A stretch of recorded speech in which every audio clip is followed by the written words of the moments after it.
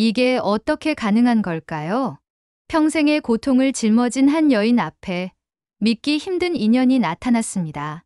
모든 걸 잃은 순간에 마주한 한 사람, 그리고 그 만남이 남긴 흔적은 단순한 우연으로 설명하기엔 너무나도 깊었습니다.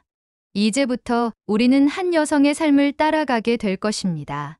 전쟁이 남긴 상처, 낯선 땅에서의 시작, 그리고 마침내 드러난 놀라운 진실까지 그 모든 과정을 지켜보며 당신도 아마 이렇게 속삭이게 될지 모릅니다. 가족은 피가 아니라 사랑으로 완성되는 거구나. 이 영상을 끝까지 보신다면 당신의 마음에도 깊은 울림이 남을 것입니다. 시작하기 전 구독과 좋아요, 알림 설정은 다음 영상 제작에 큰 힘이 됩니다. 안녕하세요. 저는 현재 한국에서 살고 있는 안나라고 합니다. 저는 러시아의 작은 마을에서 태어나고 자랐습니다. 저희 가족은 아주 평범했어요. 부모님과 저보다 3살 어린 동생 미하일, 그리고 대학 때 만나 결혼한 남편 니콜라이와 함께 소박하지만 행복한 일상을 보내고 있었죠. 남편은 지역 공장에서 일했고, 저는 마을 학교에서 아이들을 가르치는 교사였습니다. 비록 부유하지는 않았지만 서로 사랑하며 미래를 계획하는 것만으로도 충분히 만족스러웠어요. 아침마다 니콜라이와 함께 마시던 차 한 잔, 저녁에 부모님과 동생과 함께 둘러앉아 나누던 소소한 대화들이 저에게는 세상에서 가장 소중한 시간이었습니다. 안나야, 우리 내년에는 좀 더 큰 집으로 이사 가자. 아이들도 가져야지. 니콜라이는 늘 이런 말을 하곤 했어요. 저 역시 그런 평범한 행복이 계속될 줄 알았습니다. 하지만 전쟁이 시작되면서 모든 것이 무너져 내렸습니다. 어느 날 갑자기 징집 영장이 날아왔고 니콜라이는 떠나야 했어요.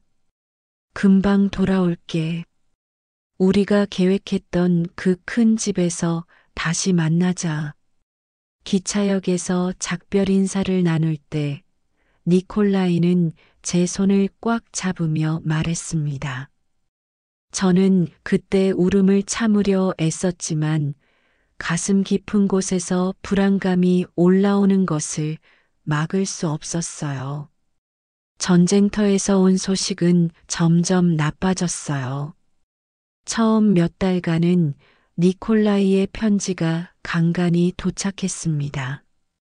여기는 춥고 힘들지만 안나 생각하면서 버티고 있어. 부모님께 안부 전해드려. 그런 짧은 편지들이었죠. 하지만 어느 순간부터 연락이 완전히 끊겼습니다. 몇 달을 기다렸지만 아무 소식이 없었어요. 그러던 어느 날 군부대에서 공식 통지서가 도착했습니다. 손이 떨려서 봉투를 열기가 무서웠어요. 차가운 글씨로 전사 통지서라고 적힌 문서를 보는 순간 저는 그 자리에 주저앉아 버렸습니다. 아니야, 이건 잘못된 거야. 처음엔 부정하고 싶었지만 현실은 냉혹했습니다. 제가 사랑했던 니콜라이는 정말로 세상을 떠난 거였어요. 부모님과 동생 미하일은 절망에 빠진 저를 위로하려 애썼습니다. 안나야, 힘내. 우리가 있잖아. 니콜라이도 하늘에서 내가 슬퍼하는 모습을 보고 싶지 않을 거야. 어머니는 매일 저를 안아주시며 눈물을 함께 흘려주셨어요. 아버지는 말은 많이 하지 않으셨지만 저를 바라보는 걱정스러운 눈빛이 얼마나 따뜻했는지 몰라요. 하지만 운명은 저에게 더 큰 시련을 준비하고 있었습니다. 니콜라이가 세상을 떠난 지 2달 후 더욱 끔찍한 일이 일어났어요. 부모님과 동생이 인근 도시로 생필품을 사러 가시는 길에 교통사고를 당하신 겁니다. 겨울철 빙판길에서 대형 트럭과 정면 충돌하면서 3분 모두 즉사하셨다는 소식을 들었을 때 저는 정말 이 세상이 무너지는 느낌이었어요. 장례식장에서 저는 홀로 서 있었습니다. 관 3개가 나란히 놓여 있는 모습을 보며 현실감이 전혀 들지 않았어요. 어머니, 아버지, 미하이라. 불러봐도 대답이 없었죠. 마을 사람들이 와서 위로해 주셨지만 그 모든 말들이 공허하게만 들렸습니다. 단 몇 개월 만에 저를 사랑해 주던 모든 사람들을 잃어버린 거예요. 혼자 남겨진 집에서 저는 매일 밤 울었습니다. 니콜라이가 앉던 의자, 어머니가 뜨개질하시던 소파, 미하일이 책을 읽던 작은 책상. 모든 것이 저에게 상실의 아픔을 상기시켰어요. 마을 사람들이 도와주려 했지만 전쟁으로 모두가 힘든 상황이었고 저 역시 남에게 의존하며 살고 싶지 않았습니다. 이제 정말 아무도 없구나. 저는 매일 밤 천장을 바라보며 이런 생각을 했어요. 앞으로 어떻게 살아야 할지, 어디로 가야 할지 전혀 알 수 없었습니다. 희망이라고는 찾아볼 수 없는 깊은 절망감만이 제 마음을 가득 채우고 있었죠. 그렇게 절망 속에서 몇 달을 보내고 있을 때였습니다. 어느 날 낯선 여자가 저희 집 문을 두드렸어요. 40대 중반쯤 되어 보이는 그 여자는 자신을 국제 결혼 브로커라고 소개했습니다. 안나 씨, 제 이름은 올가예요. 안나 씨의 상황을 들었는데 혹시 새로운 시작에 관심이 있으신지 궁금해서 왔습니다. 올가는 정중한 말투로 말했지만 저는 처음에 경계심부터 들었어요. 이런 힘든 시기에 찾아온 낯선 사람이 반갑지만은 않았거든요. 저는 지금 그런 생각을 할 여유가 없어요. 돌아가세요. 저는 쌀쌀맞게 대답했습니다. 하지만 올가는 쉽게 포기하지 않았어요. 안나 씨, 5분만 시간을 내주세요. 들어보시고 관심 없으시면 바로 나가겠습니다. 올가는 간곡하게 부탁했고 저는 어쩔 수 없이 차 한 잔을 대접하며 이야기를 들어보기로 했어요. 올가는 한국의 농촌 지역에 살고 있는 독신 남성과 러시아 여성들을 중매해주는 일을 한다고 설명했습니다. 한국은 경제적으로 안정되어 있고 특히 제가 소개해드릴 분은 40대 후반의 성실한 농부예요. 집도 있고 안정적인 수입도 있죠. 무엇보다 가정을 꾸리고 싶어하는 진실한 분입니다. 처음 들었을 때는 말도 안 된다고 생각했어요. 저는 아직 남편을 잃은 지 얼마 되지도 않았는데 어떻게 다른 나라 사람과 결혼을 한단 말이에요? 저는 화가 났습니다. 니콜라이에 대한 사랑이 아직 제 마음속에 살아 있었거든요. 하지만 올가는 포기하지 않았습니다. 안나 씨, 저는 안나 씨를 압박하려는 게 아니에요. 다만 현실을 생각해 보세요. 이 마을에서 홀로 살아가기가 쉽지 않을 거라는 건 안나 씨도 아시잖아요. 한국에서는 새로운 삶을 시작할 수 있어요. 안정적인 환경에서 말이죠. 며칠 후 올가는 다시 찾아왔습니다. 이번에는 한국 남성의 사진과 간단한 정보를 가져왔어요. 사진 속 남자는 김철수라는 이름이었고, 인천 근처의 작은 도시에서 농업에 종사한다고 했습니다. 나이는 48세로 저보다 15살이나 많았지만 사진에서 보이는 얼굴은 선량해 보였어요. 이분은 일찍 부모님을 여의시고 혼자 살아오셨대요. 그래서 가족에 대한 그리움이 크시죠. 안나 씨 같은 분을 만나면 정말 소중히 대해드릴 거예요. 올가는 열심히 설명했습니다. 저는 여전히 망설였어요.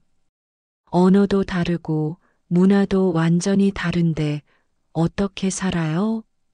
그리고 나이 차이도 너무 많고요. 불안한 마음을 솔직히 털어놓았습니다. 언어는 조금씩 배우시면 돼요. 한국 사람들은 외국인에게 친절하고 특히 김철수 씨는 인내심이 많은 분이라고 들었어요. 나이 차이는 있지만 그만큼 안나 씨를 더 아껴주실 거예요. 올가는 제 걱정을 하나씩 달래주려 노력했습니다. 그런데 정말로 저를 흔든 것은 다른 말이었어요. 안나 씨, 혹시 나중에 아이를 가지게 되면 그 아이에게 어떤 미래를 줄 수 있을지도 생각해 보세요. 이 마을에서는 교육 기회도 제한적이고 경제적으로도 어려울 텐데 한국에서는 아이가 더 나은 환경에서 자랄 수 있어요. 아직 아이에 대한 구체적인 계획은 없었지만 올가의 말이 마음에 와닿았습니다. 만약 제게 아이가 생긴다면 과연 이곳에서 어떤 미래를 줄 수 있을까요? 교육도 기회도 모든 것이 제한적인 이 작은 마을에서 말이죠. 며칠 동안 깊이 고민했습니다. 니콜라이의 사진을 바라보며 여보, 제가 이렇게 하는 게 맞을까요? 라고 혼잣말로 물어보기도 했어요. 물론 대답은 들리지 않았지만 어쩐지 니콜라이도 제가 행복했으면 좋겠다고 말할 것 같았어요. 일주일 후 저는 올가에게 연락했습니다. 해보겠어요. 하지만 조건이 있어요. 김철수 씨가 정말 좋은 사람인지 확인하고 싶어요. 올가는 기뻐하며 모든 절차를 도와주겠다고 약속했습니다. 서류를 준비하고 사진을 찍고 간단한 자기소개서를 작성하는 동안 마음이 복잡했어요. 설렘과 두려움이 동시에 밀려왔거든요. 김철수라는 사람이 과연 어떤 사람일까? 한국이라는 나라는 어떨까? 그곳에서 정말 새로운 시작을 할 수 있을까? 사진 한 장으로만 알 수 있는 예비 남편의 얼굴을 마음속에 새기며 저는 완전히 낯선 땅으로 향할 준비를 시작했습니다. 불안하고 두려웠지만 이것이 저에게 남은 유일한 희망이라고 생각했어요. 인천공항에 도착한 순간을 저는 평생 잊지 못할 것 같아요. 비행기에서 내려 입국 수속을 밟는 동안 심장이 너무 빨리 뛰어서 숨을 제대로 쉴 수가 없었거든요. 손에는 김철수 씨의 사진과 간단한 한국어 회화책을 꽉 쥐고 있었습니다. 공항 로비로 나오자마자 저는 김철수 씨를 찾기 시작했어요. 사진으로만 봤던 얼굴을 실제로 만날 생각에 가슴이 두근거렸습니다. 그런데 제 이름이 적힌 팻말을 든 남자를 발견했을 때 순간 당황스러웠어요. 사진 속 그 사람이 맞긴 했지만 실제로는 훨씬 늙어 보였거든요. 안나 씨, 맞습니까? 김철수 씨는 어색한 영어로 말을 걸어왔습니다. 저도 어색하게 고개를 끄덕였죠. 네, 안나입니다. 김철수 씨. 서로 어색한 인사를 나누며 공항을 빠져나왔어요.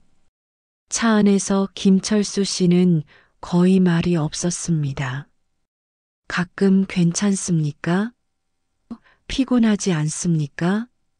정도의 간단한 말만 했을 뿐이에요. 저도 한국어를 거의 모르니까 대화가 이어질 수가 없었죠. 창 밖으로 보이는 한국의 풍경은 신기했지만 동시에 이질적이고 낯설기만 했습니다. 김철수 씨의 집에 도착했을 때도 실망감이 컸어요. 올가가 말했던 것만큼 크지도 않았고 생각보다 낡아 보였거든요. 여기가 우리 집입니다. 김철수 씨는 짐을 들어주며 말했지만 표정에서 기쁨보다는 부담스러워하는 기색이 더 많이 보였어요.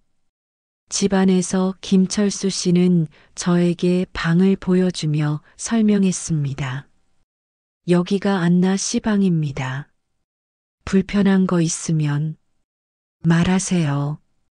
그런데 같이 살 남편인데 왜 따로 방을 쓴다는 건지 이해할 수 없었어요. 러시아에서는 이런 식으로 결혼 생활을 시작하지 않거든요. 며칠이 지나면서 김철수 씨의 생활 패턴을 알게 되었습니다. 새벽 일찍 일어나서 밭일을 하고 저녁에 돌아와서는 텔레비전만 보다가 일찍 잠자리에 들었어요. 저와는 거의 대화를 하지 않았죠. 밥 먹었습니까? 잘 잤습니까? 이런 인사말 정도가 전부였습니다. 언어 장벽이 가장 큰 문제였어요. 저는 한국어 공부를 열심히 하려고 했지만 김철수 씨는 제가 틀린 발음을 할 때마다 짜증을 내는 것 같았어요. 아니, 그게 아니라 하면서 한숨을 쉬곤 했거든요. 그럴 때마다 제가 얼마나 한심하게 느껴지는지 몰라요. 더 이상한 건 김철수 씨가 자신의 과거에 대해 전혀 말하지 않는다는 것이었어요. 가족 사진도 없고 친구도 없는 것 같았어요. 가족은 어디 계세요? 제가 물어봤을 때도 다 죽었습니다라고 짧게 대답할 뿐이었죠. 그 이상은 절대 말하려 하지 않았어요. 결혼식도 제대로 치르지 않았습니다. 구청에 가서 서류에 도장만 찍었을 뿐이에요. 한국에서는 이렇게 합니다라고 김철수 씨가 설명했지만 뭔가 허전하고 실감이 나지 않았어요. 제대로 된 결혼식을 기대했던 저로서는 아쉬울 수밖에 없었죠. 이웃 사람들과의 관계도 어려웠습니다. 김철수 씨는 저를 소개할 때도 러시아에서 온 아내라고만 말했을 뿐 더 이상 설명하지 않았어요. 이웃 아주머니들은 저를 신기하게 쳐다보기만 했지 친근하게 다가오지는 않았습니다. 아마 언어가 통하지 않는다는 것을 알고 있어서 그랬던 것 같아요. 그런데 결혼한 지 몇 달 후 저는 임신 사실을 알게 되었습니다. 처음에는 기뻤어요. 이제 정말 가족이 생기는구나 생각했거든요. 김철수 씨에게 이 소식을 전했을 때 김철수 씨도 기뻐하는 것 같았어요. 정말입니까? 아이가? 김철수 씨는 처음으로 환한 표정을 지었습니다. 그때부터 저에게 조금 더 관심을 보이기 시작했어요. 무거운 것을 들지 말라고 하고 몸조리를 잘하라고 신경 써 주었죠. 임신 기간 동안 저는 천천히 한국 생활에 적응해 나갔습니다. 한국어도 조금씩 늘었고 김철수 씨와도 이전보다는 대화가 가능해졌어요. 아이에 대한 이야기를 할 때면 김철수 씨의 표정이 한결 밝아졌거든요. 드디어 아이가 태어났을 때 저는 민준이라는 이름을 지어주었습니다. 김철수 씨도 아들을 보며 정말 기뻐했어요. 우리 아들 정말 예쁘네요. 김철수 씨가 민준이를 안고 있을 때의 모습은 지금 생각해도 따뜻합니다. 하지만 행복한 시간은 그리 오래 지속되지 않았어요. 민준이가 돌을 막 지났을 때 김철수 씨가 갑자기 쓰러진 겁니다. 병원에 급히 모셨지만 심장마비였다고 했어요. 의사는 오래전부터 심장에 문제가 있으셨던 것 같은데 너무 무리하셨나 봄이야라고 말했습니다. 김철수 씨는 병원 침대에서 제 손을 잡으며 말했어요. 안나, 미안합니다. 민준이 잘 키우세요. 그것이 김철수 씨가 저에게 한 마지막 말이었습니다. 갑자기 홀로 남겨진 저는 또다시 절망의 구렁텅이에 빠져버렸어요. 낯선 땅에서 아이와 함께 어떻게 살아가야 할지 막막하기만 했습니다. 김철수 씨의 장례식을 치르면서 저는 또다시 혼자가 되었다는 현실을 받아들여야 했습니다. 민준이를 안고 서 있는 장례식장에서 문득 러시아에서 부모님과 동생의 장례식을 치렀던 그 절망스러운 순간이 떠올랐어요. 또 이런 일이 일어나는구나 싶어서 눈물이 멈추지 않았습니다. 김철수 씨의 지인들이 몇 명 왔지만 대부분 농사일로 알고 지낸 이웃들이었어요. 김철수 씨 가족은 정말 안 계세요? 제가 물어보니 이웃 아저씨가 고개를 저으며 말했습니다. 김철수는 이 동네에 혼자 온 지 10년도 넘었어요. 가족 얘기는 한 번도 안 했고 우리도 묻지 않았죠. 워낙 말이 없는 사람이었거든요. 장례식 후 집에 돌아와 김철수 씨의 유품을 정리하면서 저는 이상한 점들을 발견했습니다. 다른 사람들과 달리 김철수 씨에게는 어린 시절 사진이나 가족 사진이 전혀 없었어요. 대신 서랍 깊숙한 곳에서 낡은 수첩을 발견했는데 그 안에는 이 지역의 오래된 지도와 함께 기억나는 것, 큰 느티나무, 작은 다리, 엄마 목소리라고 적힌 메모가 있었습니다. 또 다른 종이에는 10년 전 이곳에 왔을 때부터 계속 찾고 있지만 아무것도 기억나지 않는다. 의사는 어린 시절 큰 충격으로 인한 기억 상실이라고 했다라고 쓰여 있었어요. 그제서야 김철수 씨가 왜 과거 이야기를 피했는지 이해할 수 있었습니다. 민준이와 단둘이 남은 저는 현실적인 문제들에 직면했습니다. 김철수 씨가 남긴 농지는 있었지만 저는 농사일을 전혀 모르는 데다가 어린 아이를 돌보면서 농사를 짓는 것은 불가능했어요. 그렇다고 농지를 팔기에는 절차가 복잡하고 시간이 오래 걸렸습니다. 안나 씨, 앞으로 어떻게 하실 거예요?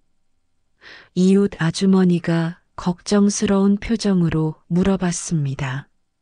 저도 솔직히 답을 알 수 없었어요. 일단 아이와 함께 살 방법을 찾아야죠. 그렇게 대답했지만 마음속으로는 막막하기만 했습니다. 김철수 씨의 보험금은 얼마 되지 않았고 제가 할 수 있는 일을 찾는 것도 쉽지 않았어요. 한국어가 아직 서툴렀고 민준이를 돌봐줄 사람도 없었거든요. 구청에 가서 도움을 요청해 봤지만 복잡한 서류와 절차들만 가득했습니다. 엄마 배고파? 민준이가 울면서 제 치마를 잡아당길 때마다 가슴이 미어졌어요. 이 아이에게 밥이라도 제대로 먹여야 하는데 점점 통장 잔고는 줄어들고 있었습니다. 밤마다 민준이가 잠든 후 저는 혼자 울었어요. 이런 상황에서 어떻게 아이를 키워야 할까? 어느 날은 민준이가 갑자기 열이 나서 병원에 갔는데 진료비를 내고 나니 정말 얼마 남지 않았어요. 아가씨, 아이 아빠는 어디 계세요? 간호사가 물어봤을 때 돌아가셨어요 라고 대답하는 저 자신이 너무나 초라했습니다. 그래도 포기할 수는 없었어요. 민준이가 엄마라고 부르며 제게 안겨올 때마다 이 아이만큼은 꼭 잘 키워야겠다는 다짐을 했거든요. 러시아에서 모든 가족을 잃었을 때처럼 절망에 빠져 있을 수는 없었습니다. 김철수 씨가 생전에 가끔 들르던 동네 식당이 있다는 걸 기억하고 용기를 내어 찾아가 봤어요. 혹시 일자리가 있는지 물어보려고 했거든요. 작은 식당이었지만 깨끗하고 따뜻한 느낌이었습니다. 죄송한데 혹시 일할 사람 구하시나요? 어색한 한국어로 물어봤을 때 식당 안에서 60대쯤 되어 보이는 할머니가 나오셨어요. 할머니는 저를 위아래로 살펴보시더니 아이 엄마세요? 아이는 어디 있어요? 라고 물으셨습니다. 네, 집에서 자고 있어요. 남편이 돌아가셔서 혼자 아이를 키우고 있는데 일자리를 구하고 있습니다. 저는 솔직하게 상황을 설명했어요. 할머니는 잠시 생각하시더니 그럼 내일 아침에 아이와 함께 와보세요. 이야기해 봅시다라고 말씀하셨습니다.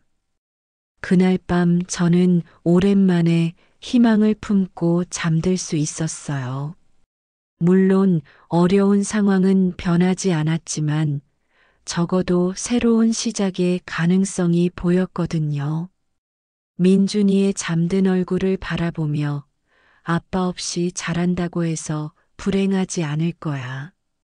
엄마가 꼭 행복하게 키워줄게라고 속으로 다짐했습니다. 한국에 온 지 2년 또다시 홀로 서게 된 저였지만 이번에는 포기하지 않으리라 결심했어요. 민준이라는 소중한 이유가 있었으니까요. 다음 날 아침 일찍 저는 민준이의 손을 잡고 그 작은 식당을 다시 찾아갔습니다. 민준이는 낯선 곳이라서 그런지 제 뒤에 숨어서 고개만 조금 내밀고 있었어요. 할머니는 이미 식당 문을 열고 준비를 하고 계셨습니다. 어머, 이 아이가 민준이구나. 참 예쁘게 생겼네. 할머니는 민준이를 보시더니 따뜻한 미소를 지으셨어요. 그런데 민준이는 더욱 제 뒤로 숨어버렸습니다. 민준아, 인사해야지. 할머니께서 안녕하세요 하라고. 제가 말하자 민준이는 작은 목소리로 안녕하세요라고 인사했어요. 앉아보세요. 아침 드셨어요? 할머니는 저희를 앉히시고는 따뜻한 미역국과 밥을 가져다 주셨습니다. 고맙습니다. 하지만 저희가 먹으려고 온 게 아니라, 아니에요. 일하는 것도 중요하지만 우선 배부터 채워야죠. 할머니는 제 말을 가로막으시며 민준이 앞에도 작은 그릇에 밥을 담아주셨어요. 할머니의 미역국을 한 숟가락 떠먹는 순간 왠지 모르게 눈물이 났어요. 맛은 러시아에서 어머니가 끓여주시던 보르시와는 전혀 달랐지만 누군가가 정성스럽게 끓여준 따뜻한 국물에서 어머니의 사랑이 느껴졌거든요. 낯선 땅에서 이런 따뜻함을 받는다는 게 얼마나 고마운지 몰라요. 맛있어요?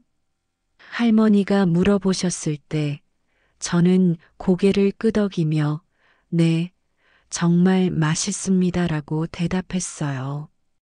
민준이도 할머니가 주신 밥을 맛있게 먹었습니다. 할머니, 이거 맛있어요. 민준이가 말하자 할머니는 정말 기뻐하셨어요. 그래, 할머니가 또 해줄게. 많이 먹어야 크지. 할머니는 민준이의 머리를 쓰다듬어 주셨어요. 식사를 마친 후 할머니는 본격적으로 이야기를 시작하셨습니다. 안나 씨, 식당 일이 쉽지는 않아요. 새벽부터 밤늦게까지 일해야 하고 힘든 일도 많고요. 그런데 아이가 있으니 어떻게 할 건가요? 할머니의 걱정이 이해됐어요. 할머니, 제가 정말 열심히 하겠습니다. 민준이는 제가 일하는 동안 어딘가에 맡겨야겠지만 꼭 필요한 일이에요. 저는 간절한 마음으로 말씀드렸습니다. 그런데 할머니는 의외의 말씀을 하셨어요. 아이를 어디 맡기긴 뭘. 여기 식당 안쪽에 작은 방이 하나 있어요. 거기서 민준이가 놀거나 낮잠 자게 하면 되죠. 내가 손님이 없을 때 봐줄 수도 있고요. 할머니의 제안에 저는 깜짝 놀랐어요. 이렇게 배려해 주시다니요. 정말 괜찮으세요? 민준이가 울거나 말썽 부릴 수도 있는데요. 제가 걱정스럽게 말하자 할머니는 웃으시며 대답하셨습니다. 아이 하나 키우는 게 뭐가 어려워요. 나도 예전에 아들 하나 키웠는걸요. 그때 할머니 눈빛이 잠시 어두워지는 걸 봤어요. 뭔가 슬픈 일이 있으셨던 것 같았지만 자세히 물어보기는 어려웠습니다. 할머니는 금세 밝은 표정으로 돌아와서 그럼 내일부터 나와 보세요. 우선 간단한 일부터 가르쳐 드릴게요라고 말씀하셨어요. 이튿날부터 저는 정말 새로운 생활을 시작했습니다. 할머니는 처음에 설거지와 청소부터 가르쳐 주셨어요. 안나 씨, 그릇은 이렇게 닦아야 해요. 기름기가 남으면 안 되거든요. 할머니는 하나하나 자세히 알려주셨습니다. 한국 음식 만드는 법도 천천히 배워나갔어요. 김치찌개는 김치가 중요해요. 이렇게 볶아야 맛이 나요. 된장찌개에는 두부를 이렇게 넣고 할머니의 설명을 들으며 열심히 따라했습니다. 처음에는 서툴러서 실수도 많이 했지만 할머니는 화내지 않으시고 계속 가르쳐 주셨어요. 민준이도 할머니를 정말 좋아했어요. 할머니, 민준이 배고파요. 하면 할머니는 그래. 할머니가 뭐 해줄까? 하시면서 민준이에게 계란말이나 김한장을 구워주곤 했습니다. 민준이는 할머니 품에서 낮잠을 자기도 했어요. 할머니, 정말 감사해요. 저 같은 외국인을 이렇게 도와주시고, 어느 날 제가 말씀드리자 할머니는 뭔 소리예요. 우리 모두 사람인데 어디가 외국이고 어디가 내국이에요. 힘들 때 서로 도와주는 게 당연한 거죠라고 하셨어요. 몇 달이 지나면서 저는 할머니 식당의 일을 거의 혼자서도 할 수 있게 되었습니다. 손님들도 저에게 익숙해져서 안나 씨, 오늘 김치찌개 어때요? 라고 물어보기도 했어요. 민준이는 식당이 완전히 자기 집처럼 되어서 손님들에게 안녕하세요라고 인사하는 예의 바른 아이가 되었습니다. 할머니는 제가 한국어를 더 잘할 수 있도록 저녁마다 한국어 공부도 도와주셨어요. 안나 씨, 이 단어는 이렇게 써요. 민준이도 나중에 학교 가면 엄마가 한국어 잘해야 도와줄 수 있어요. 할머니의 말씀이 맞았어요. 그렇게 할머니와 함께 지내면서 저는 한국에서 처음으로 진짜 가족 같은 따뜻함을 느꼈습니다. 김철수 씨와 살 때와는 완전히 다른 감정이었어요. 할머니는 저와 민준이를 진짜 가족처럼 아껴주셨거든요.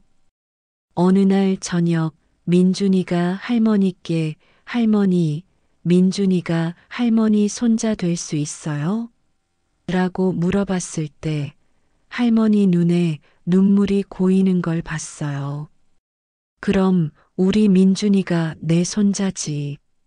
그리고 안나 씨는 내 딸이고.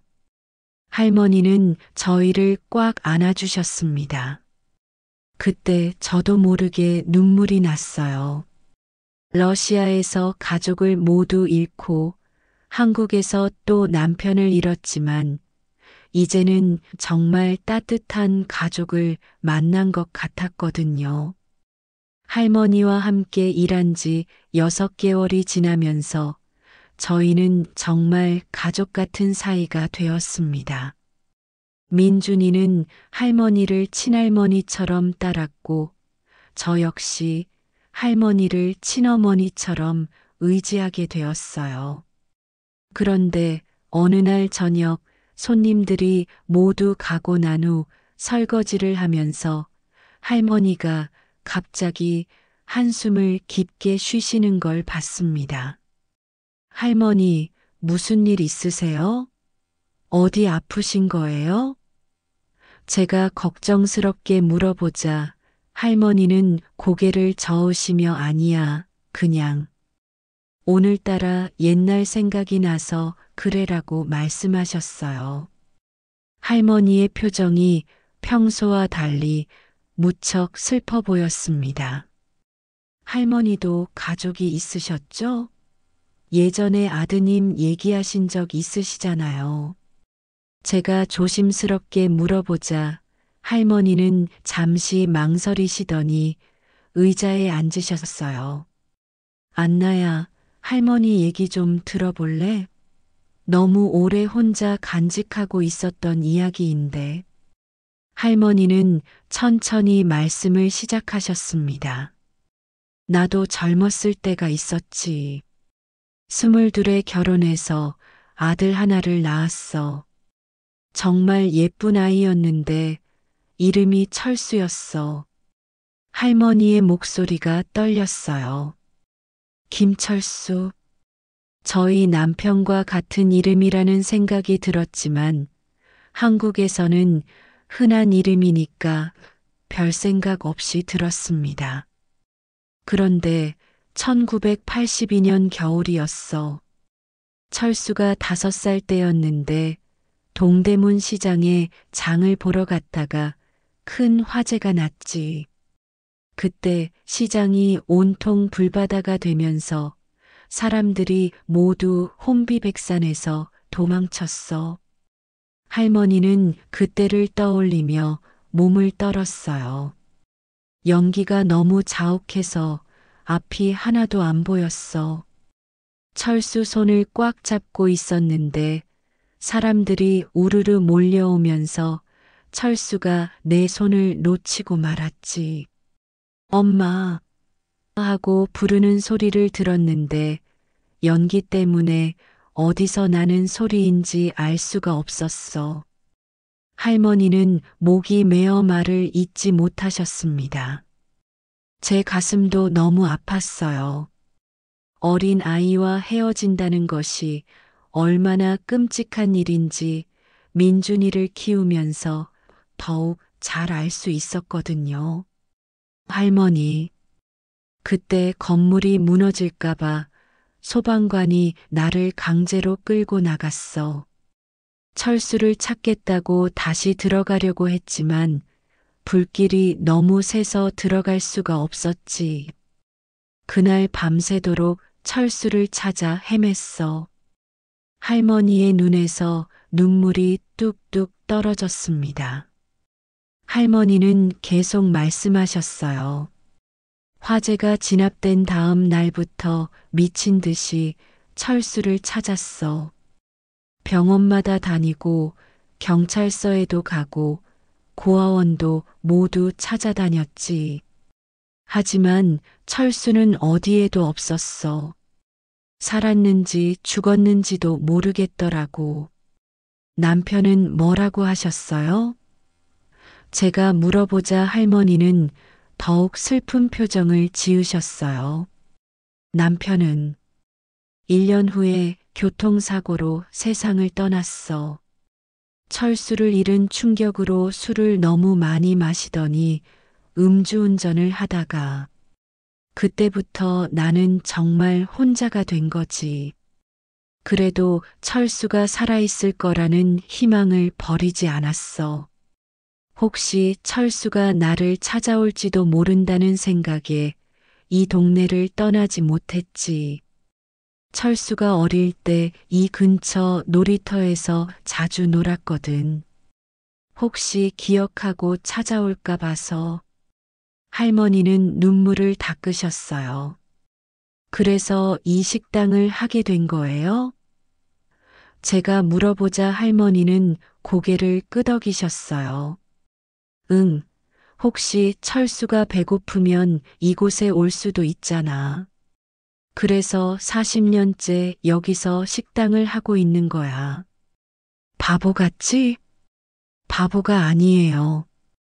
어머니의 사랑이죠. 저는 할머니의 손을 꽉 잡았습니다. 그런데 갑자기 이상한 느낌이 들었어요. 할머니 이야기 중에 김철수 씨와 비슷한 부분이 너무 많았거든요. 할머니, 그 철수. 아드님이 태어난 해가 언제예요? 제가 조심스럽게 물어보자 할머니는 1977년이야. 왜? 라고 대답하셨어요.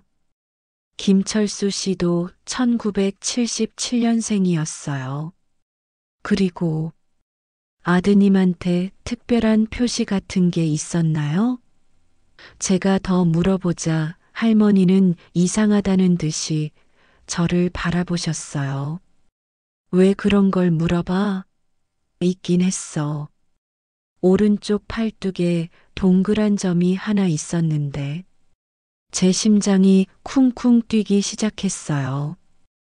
김철수 씨도 오른쪽 팔뚝에 동그란 점이 있었거든요. 그때는 별 생각 없이 봤는데 지금 생각해 보니 똑같은 자리였어요.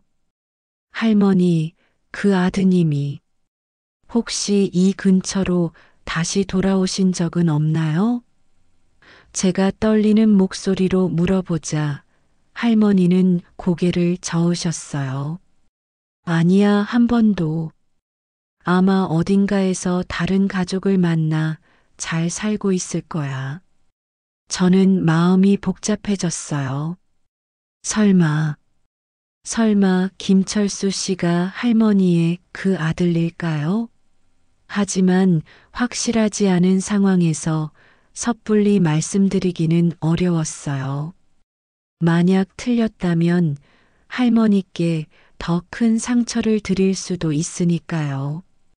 할머니, 저희 남편 김철수도 어렸을 때 큰 화재 사고로 부모님과 헤어졌다고 하더라고요. 기억도 많이 잃었다고 했어요. 저는 조심스럽게 말을 꺼냈습니다. 할머니의 표정이 급변했어요. 뭐라고? 김철수가 뭐라고 했다고?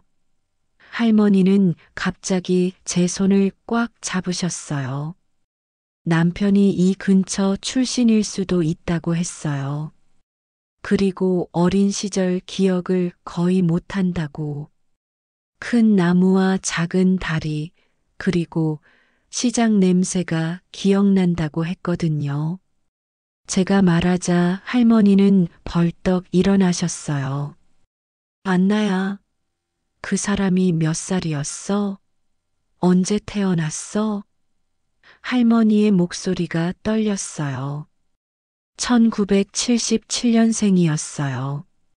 그리고 오른쪽 팔뚝에 동그란 점도 있었고, 키도 170cm 정도였어요. 제가 말을 계속하자 할머니는 의자에 주저앉으셨어요. 그럴 수가 없어. 할머니는 중얼거리셨지만 그 표정에서 확신이 서서히 생겨나는 걸 볼 수 있었어요. 안나야, 그 사람. 정말 우리 철수일까? 제 가슴도 마구 뛰었습니다. 할머니, 저도 확실하지는 않아요. 하지만 너무 많은 부분이 일치해서 할머니는 갑자기 일어나시더니 식당 안쪽으로 가셨어요. 잠시 후 오래된 상자를 들고 오셨습니다. 이것 좀 봐. 철수 어릴 때 사진이야. 할머니가 보여주신 사진 속 아이는 정말 김철수 씨를 닮아 있었어요. 그날 밤 저는 잠을 이룰 수 없었어요. 혹시 정말로 김철수 씨가 할머니의 아들이었다면, 그럼 할머니는 손자인 민준이를 모르고 키워주신 건가요? 이런 기적 같은 일이 실제로 일어날 수 있는 걸까요? 다음 날 아침, 저는 밤새 뒤척이며 고민했던 것을 할머니께 말씀드리기로 결심했습니다. 할머니도 어젯밤 잠을 못 주무신 것 같았어요. 눈이 퉁퉁 부으셔서 일찍부터 식당에 나와 계셨거든요. 할머니, 어젯밤에 집에 가서 김철수 씨 유품을 다시 살펴봤어요. 제가 조심스럽게 말을 꺼내자 할머니는 손을 멈추시고 저를 바라보셨어요. 그래서 이걸 가져왔어요. 저는 김철수 씨 서랍에서 발견했던 낡은 수첩과 몇 장의 종이를 꺼냈습니다. 할머니는 떨리는 손으로 그 종이들을 받아들이셨어요. 이건 뭐야? 할머니가 첫 번째 종이를 읽기 시작하자 얼굴이 하얗게 변했습니다. 1982년 시장 화재 때 부모와 헤어짐. 5세. 연기와 불길 속에서 엄마 목소리를 들었던 기억만 남음. 할머니는 종이를 읽으며 목소리가 점점 떨렸어요. 할머니, 이것도 보세요. 저는 또 다른 쪽지를 건네드렸습니다. 기억나는 것들, 엄마가 끓여주던 따뜻한 국물, 엄마 손이 참 따뜻했던 것, 시장에서 엄마와 함께 걸었던 기억, 엄마가 부르던 자장가 소리. 할머니는 그 글귀들을 읽으며 눈물을 흘리기 시작했습니다. 이건 우리 철수가 쓴 거야? 할머니는 믿을 수 없다는 표정이었어요. 저는 고개를 끄덕이며 네, 김철수 씨 서랍에 있었어요. 그리고 이것도 있어요 라고 하며 마지막 쪽지를 보여드렸습니다. 이 동네에 와서 10년째 살고 있지만 왜 이곳이 익숙한 느낌인지 모르겠다. 특히 시장 근처를 지날 때마다 가슴이 먹먹해진다. 엄마를 찾고 싶지만 얼굴도 기억나지 않는다. 다만 목소리만은, 따뜻하고 다정한 목소리만은 꿈에서라도 들리기를 바란다. 할머니는 이 글을 읽고 나서 완전히 무너지셨어요. 내 철수야. 내 철수가 맞아. 할머니는 흐느끼며 그 쪽지를 가슴에 꼭 안으셨습니다. 10년이나 이 동네에 살았는데 왜 우리는 만나지 못했을까? 왜 하루빨리 만나지 못했을까? 저도 눈물이 났어요. 할머니, 김철수 씨도 항상 말했어요. 이 동네가 왜 이렇게 마음 편한지 모르겠다고. 그리고 저와 결혼할 때도 가족 같은 사람을 만나면 좋겠다고 했거든요. 아마 무의식 중에 할머니를 그리워했던 것 같아요. 할머니는 잠시 진정하신 후 안나야, 정말 확실한 거야? 정말 우리 철수가 맞는 거야? 라고 물으셨어요. 저는 제가 기억하는 김철수 씨의 모든 특징들을 다시 말씀드렸습니다. 1977년 12월 15일생, 키 171cm, 오른쪽 팔뚝에 동그란 점, 그리고 왼쪽 눈썹 끝에 작은 흉터도 있었어요. 왼쪽 눈썹 흉터. 할머니가 갑자기 소리쳤어요. 철수가 4살 때 놀다가 책상 모서리에 부딪혀서 생긴 흉터야. 아무도 모르는 거였는데. 할머니는 이제 완전히 확신하는 눈빛이었어요. 할머니, 그럼 민준이는? 제가 말하려는데 할머니가 먼저 말씀하셨어요. 민준이가 내 손자구나. 내 친손자. 할머니는 그때 마침 낮잠에서 깬 민준이를 보며 새로운 눈빛으로 바라보셨습니다. 할머니, 민준이 배고파요. 민준이가 평소처럼 할머니께 말하자 할머니는 민준이를 꽉 끌어안으셨어요.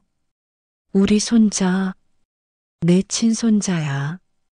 민준이는 할머니가 왜 그러시는지 몰라서 할머니, 왜 울어요? 라고 물었어요. 할머니가 기뻐서 그래. 민준이가 할머니의 진짜 손자라는 걸 알게 돼서 너무 기뻐서 우는 거야. 할머니는 민준이에게 말씀하시면서 저를 바라보셨어요. 안나야, 고마워. 정말 고마워. 내가 아니었다면 영영 모르고 지날 뻔했어. 저도 눈물이 멈추지 않았어요. 할머니, 김철수 씨가 살아계셨을 때 알았으면 얼마나 좋았을까요? 그럼 정말 행복한 가족이 될 수 있었을 텐데. 할머니는 제 손을 잡으며 말씀하셨어요. 안나야, 늦었다고 생각하지 마. 하늘이 우리에게 이런 기회를 주신 거야. 철수는 비록 세상을 떠났지만 너와 민준이를 통해서 내게 돌아온 거야. 그날 우리는 함께 김철수 씨의 무덤을 찾아갔습니다. 할머니는 아들의 무덤 앞에서 40년 만에 할 수 있는 모든 이야기를 다 하셨어요. 철수야, 엄마가 늦었지? 미안해. 정말 미안해. 엄마가 너를 더 꽉 잡고 있었어야 했는데. 하지만 이제라도 만났으니 다행이야. 내가 예쁜 아내도 만나고 귀여운 아들도 낳았구나. 엄마가 잘 돌봐줄게. 민준이도 아빠, 할머니가 아빠 엄마래요. 그럼 민준이 진짜 할머니 손자 맞아요? 라고 무덤에 대고 말했어요.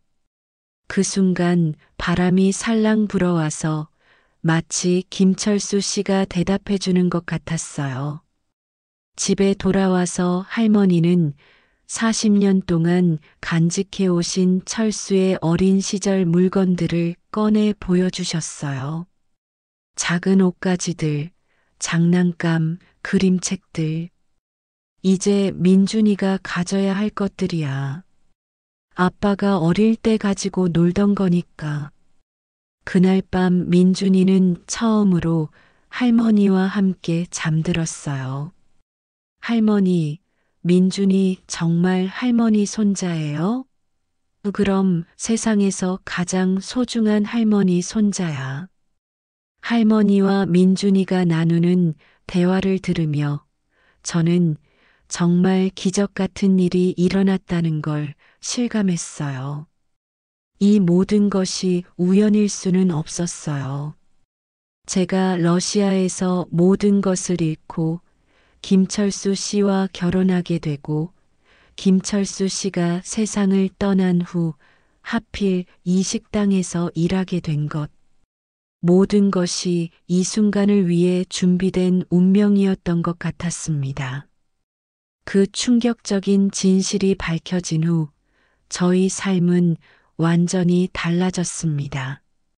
할머니는 더 이상 40년간 품어온 그리움과 죄책감에 시달리지 않으셔도 되었고, 저와 민준이는 진정한 가족의 품에 안기게 되었어요. 할머니는 매일 아침 민준이를 깨우며 할머니의 보물 손자, 일어날 시간이야 라고 말씀하시곤 했습니다.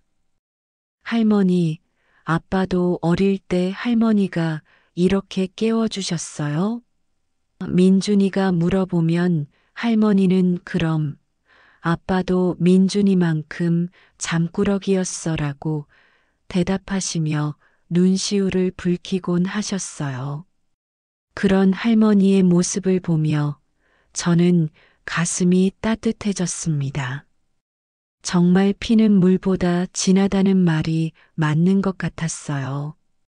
할머니는 저에게도 완전히 달라진 모습을 보여주셨습니다. 안나야, 이제 너는 내 며느리가 아니라 내 딸이야. 우리 철수가 하늘에서 너를 나에게 보내준 거야. 할머니는 제 손을 꽉 잡으시며 말씀하셨어요. 그 말을 들으며 저는 러시아에서 어머니를 잃었을 때의 슬픔이 조금씩 아물어가는 느낌이었습니다. 할머니는 제 미래에 대해서도 진지하게 생각해 주셨어요. 안나야, 너 아직 젊은데 계속 식당 일만 할 수는 없어. 공부를 더 해야지. 할머니는 제가 한국어를 더 체계적으로 배우고 나중에는 대학교에도 진학할 수 있도록 도와주겠다고 하셨어요. 할머니, 저는 괜찮아요. 민준이 키우는 것만으로도 충분해요. 제가 말하자 할머니는 고개를 저으셨어요. 안 돼. 민준이를 위해서라도 엄마가 더 많은 것을 배워야 해. 민준이가 커서 엄마를 자랑스러워할 수 있도록 말이야. 그래서 저는 할머니의 권유로 야간 한국어 학원에 다니기 시작했습니다. 민준이는 그 시간 동안 할머니와 함께 지내면서 더욱 친밀해졌어요. 할머니, 엄마 공부하러 갔으니까 민준이가 할머니 도와드릴게요. 민준이는 어른스럽게 말하며 할머니 일손을 돕기도 했습니다. 몇 달이 지나면서 저는 한국어 실력이 많이 늘었고 한국 문화에 대해서도 더 깊이 이해하게 되었어요. 할머니는 우리 안나가 이제 완전히 한국 사람 다 됐네라고 칭찬해 주셨습니다. 정말 뿌듯했어요. 할머니는 민준이의 교육에도 깊은 관심을 보이셨습니다. 민준아, 할아버지가 못해드린 일을 할머니가 다 해드릴게. 좋은 학교도 보내고 피아노도 배우고 싶으면 배우고. 할머니는 김철수 씨에게 못해준 것들을 민준이를 통해 갚으려고 하시는 것 같았어요. 할머니, 너무 많은 걸 해주시려고 하지 마세요. 저희가 부담스러워요. 제가 말하자 할머니는 뭔 소리야. 이게 다 내 가족인데 뭐가 부담이야. 40년 동안 못해준 것들을 이제라도 해줄 수 있어서 오히려 내가 고마워라고 하셨어요. 어느 날 할머니가 저에게 중요한 제안을 하셨습니다. 안나야, 이 식당을 내 이름으로 바꾸자. 나도 이제 나이가 있으니까 언젠가는 너에게 물려줘야지. 저는 깜짝 놀라서 할머니, 그럴 수는 없어요. 할머니가 평생 일궈오신 식당인데요 라고 말했어요. 아니야, 이제 우리 가족 식당이야. 그리고 나중에 민준이가 크면 민준이에게 물려주면 되고. 할머니는 이미 마음을 정하신 것 같았어요. 우리 철수가 못한 일을 너와 민준이가 대신 해주는 거야. 그렇게 저는 할머니와 함께 식당을 운영하게 되었습니다.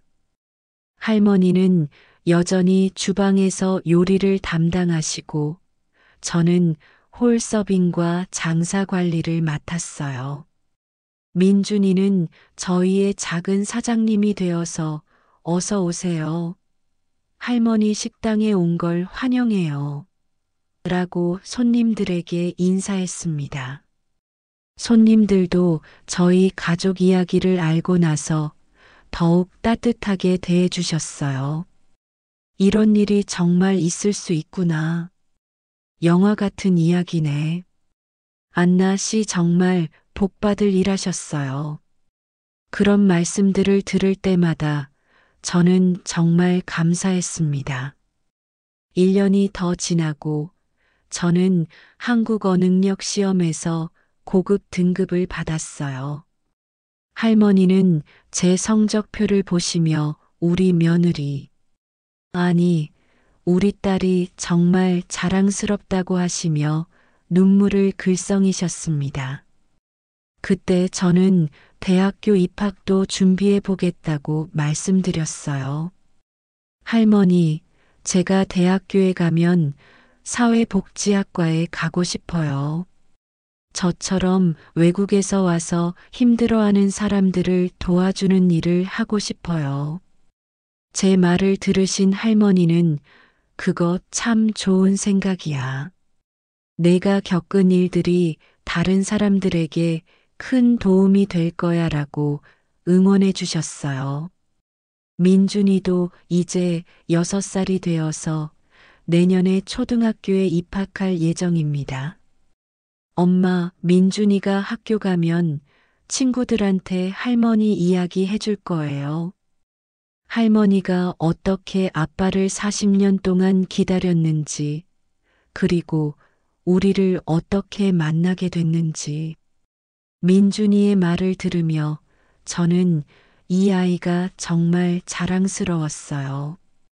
어느 날 저녁, 저희 세 가족이 식당에서 함께 저녁을 먹고 있을 때였어요.